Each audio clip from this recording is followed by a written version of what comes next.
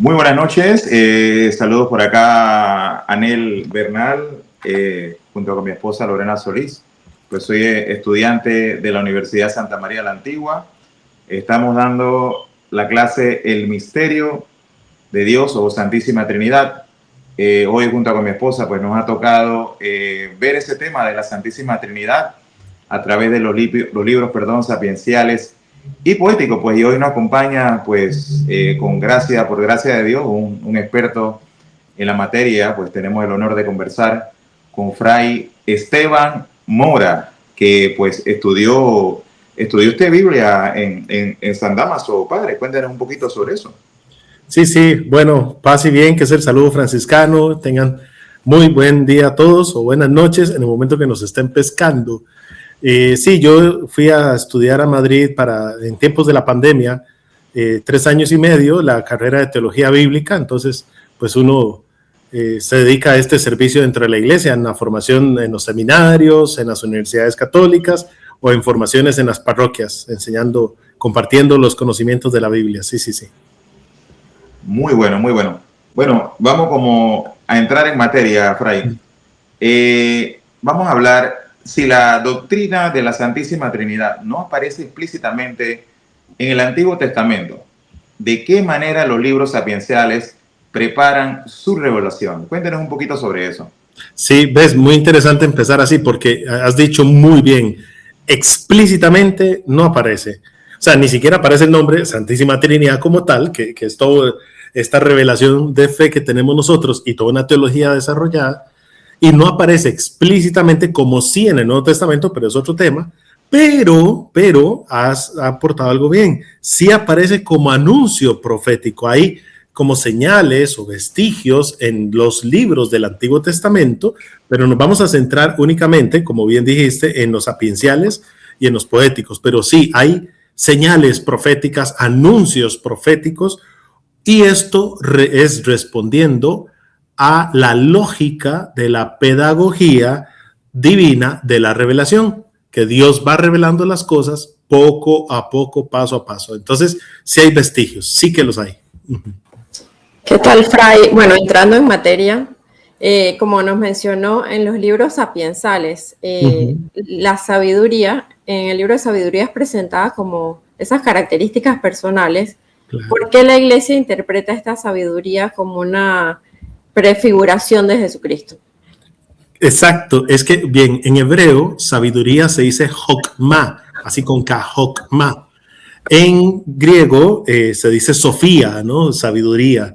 Pero precisamente lo que apuntas en el libro de la sabiduría se presenta a sí misma como una personificación. O sea, no está hablando como una idea, como la sabiduría, qué bonito el que la alcanza, ¿verdad? Como si fuera una cosa que uno agarra y se apropia de la sabiduría, sino que precisamente en el libro de la sabiduría se presenta como personificada. De hecho, se presenta hablando, se presenta diciendo: yo estaba con Dios, yo construí con Dios, yo hice con Dios, el que me busca a mí obtiene vida eterna. En fin, con muchos rasgos como de una persona. Entonces, la Iglesia, desde los orígenes, siempre ha entendido esta revelación, este anuncio profético de la sabiduría personificada como Jesucristo. Claro que sí.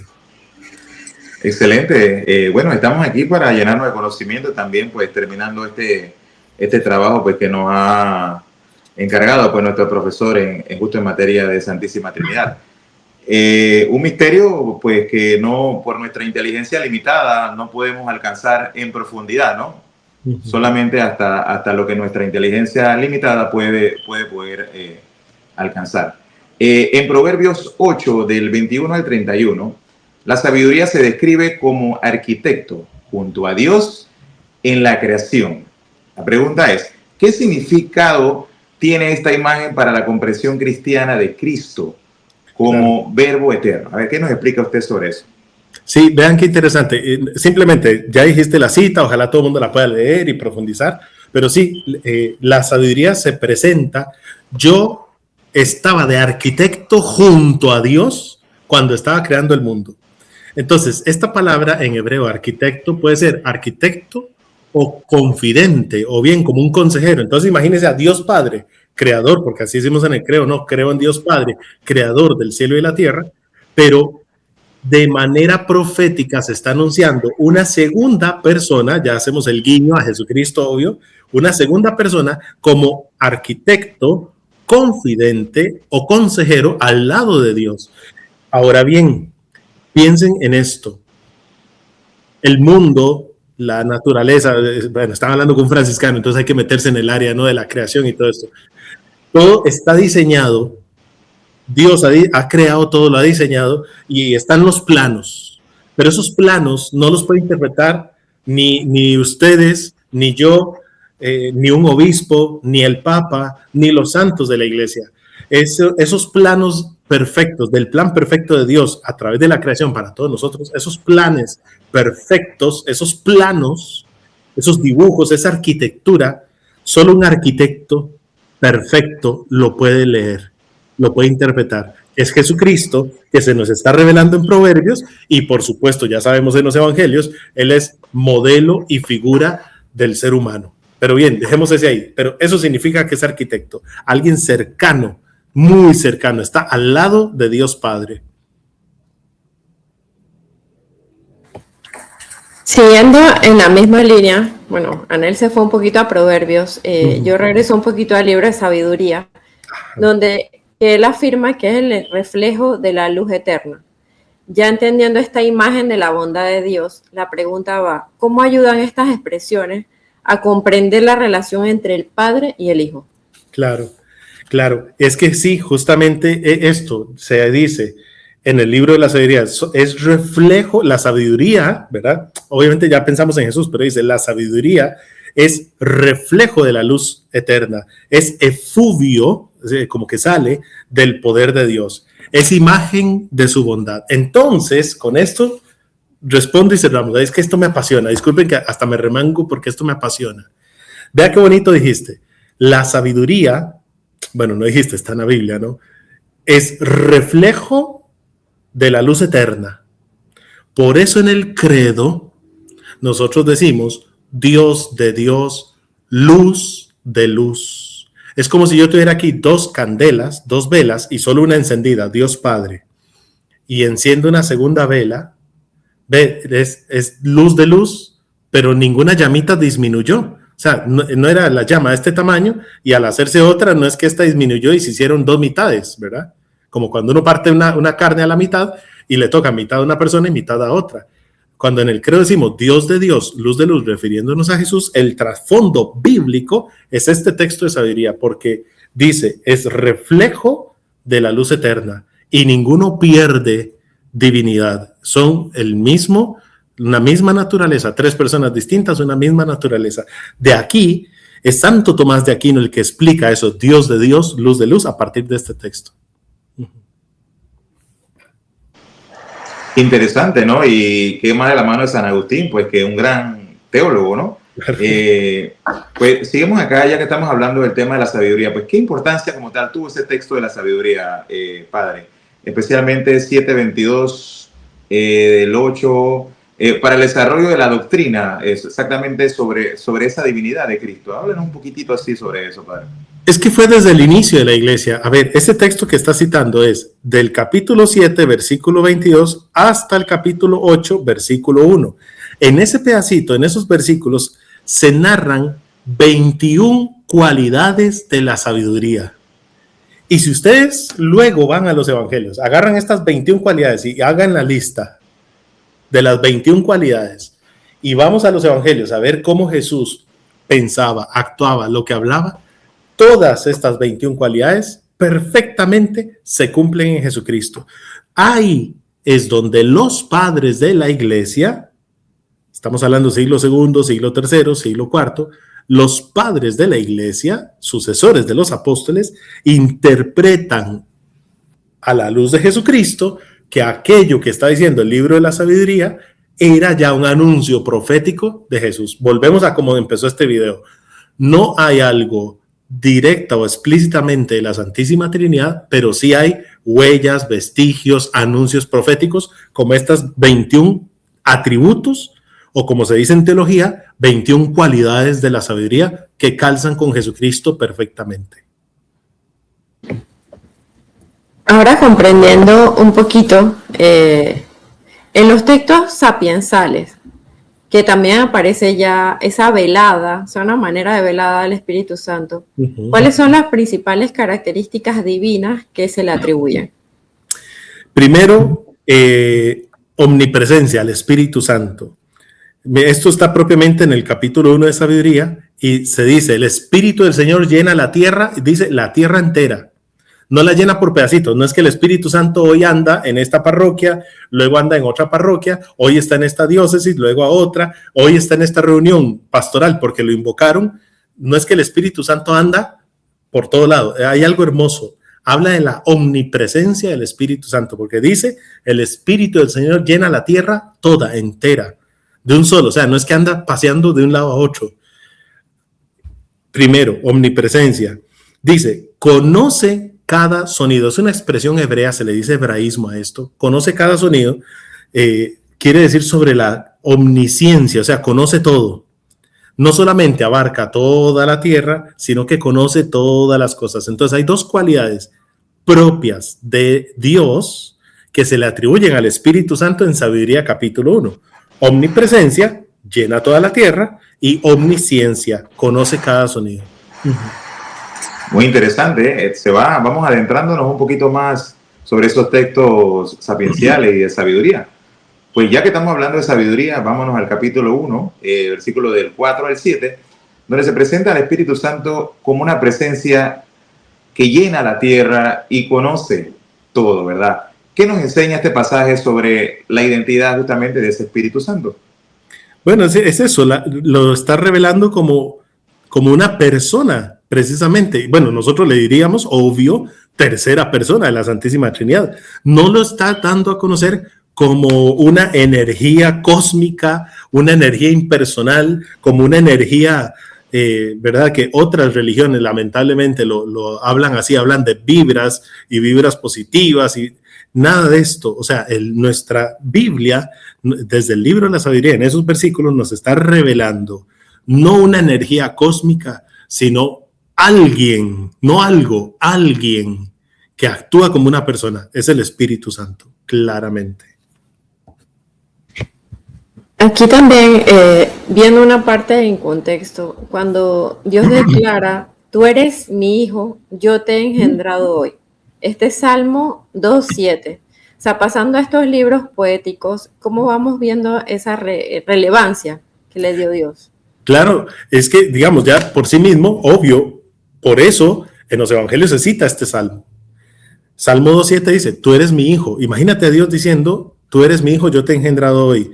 Y en los evangelios, los evangelistas citan este salmo refiriéndose a Jesús. O sea, vea cómo se está diciendo, hay un Dios Padre que está diciendo, tú eres mi hijo y yo te he engendrado hoy. Ven cómo hay vestigios o anuncios proféticos de la Santísima Trinidad dentro del Antiguo Testamento, sobre todo en los sapienciales, como ya vimos, o ahorita que ya pasamos la página a los libros poéticos, en este caso el Salmo, es decir y declarar, tú eres mi hijo, tú eres mi hijo. Decir Dios Padre a alguien, eres mi hijo, es importantísimo. No, muy importante, ya entrando pues en esas revelaciones pues y en esos libros pues de los salmistas. También acá nos menciona pues vemos por encimita el 110, el Salmo 110, que es uno de los más citados en el Nuevo Testamento. ¿Por qué este salmo es considerado una evidencia importante de la distinción de personas dentro de la divinidad? Bueno, por encimita no puedo decir esto por encimita. He citado 20 veces este salmo, solo un versículo, es citado 20 veces en el Nuevo Testamento. 20 veces.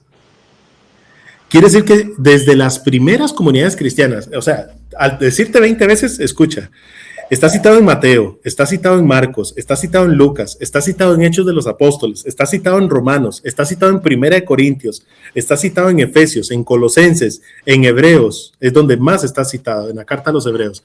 Quiere decir que desde los evangelistas, que desde el apóstol Pablo y desde el predicador, escritor de la carta a los hebreos, han entendido el Salmo 110, versículo 1 como algo muy importante para entender que existe una segunda persona divina. Necesito que voy a leerles este salmo para que vean por qué.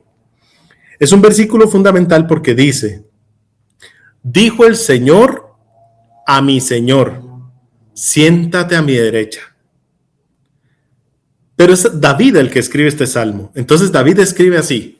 Primero empieza diciendo: oráculo del Señor. O sea, quiere decir, Dios me ha revelado. Este salmo lo escribió el rey David.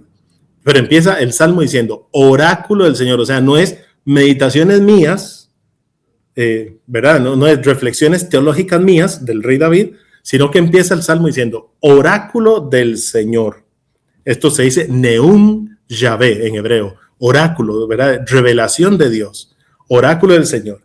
Y 2 puntos. Dijo el Señor a mi Señor. ¿Ves? Está hablando de 2 señores. Señor se dice Adonai en hebreo. Adonai es un nombre de Dios. Entonces, dijo el Señor a mi Señor. O sea, no dijo David, el Señor me dijo a mí, siéntate a mi derecha. ¿Se dan cuenta? Sino que está hablando de una segunda persona muy importante. Eso, dijo el Señor a mi Señor, siéntate a mi derecha. Ven como el primer Señor es Dios Padre, estamos claros. Pero ese segundo Señor es Jesucristo.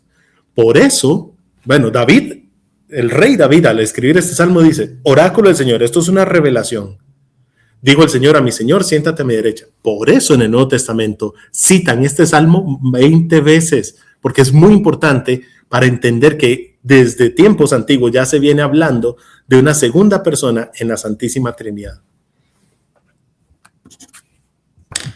Me gustaría que nos explicara un poquito, ya que nos pasamos a la segunda persona, esa unión, ese vínculo, que ya sería la tercera persona, el Espíritu Santo, que se da esa presencia, ese aliento, esa acción transformadora, que nos explicara sobre él por lo menos en los Salmos, claro. Yéndonos a esa parte de David escribiendo y aclamando. Sí, en este caso, una revelación muy linda está en el Salmo 104, versículo 30. Porque dice, envía tu espíritu y serán creadas y renovadas las cosas en la tierra. Entonces, ¿ves cómo? Ya ahí no hay que dar más interpretación. Es propiamente el Espíritu Santo como dador de vida, agente creador. Y se dice que solo Dios es creador, el Espíritu Santo dice, si envías tu espíritu serán creadas y renovadas las cosas en la faz de la tierra. Así que se le está dando al Espíritu Santo también, digamos, una potestad, un poder creador. Claro que sí, o sea, lo está revelando. Sí, muy, muy interesante. Pues ya estamos terminando y nuevamente pues gracias por su tiempo. Bueno, finalmente, Fray Esteban, ¿qué mensaje pastoral podemos extraer hoy de esta pedagogía divina?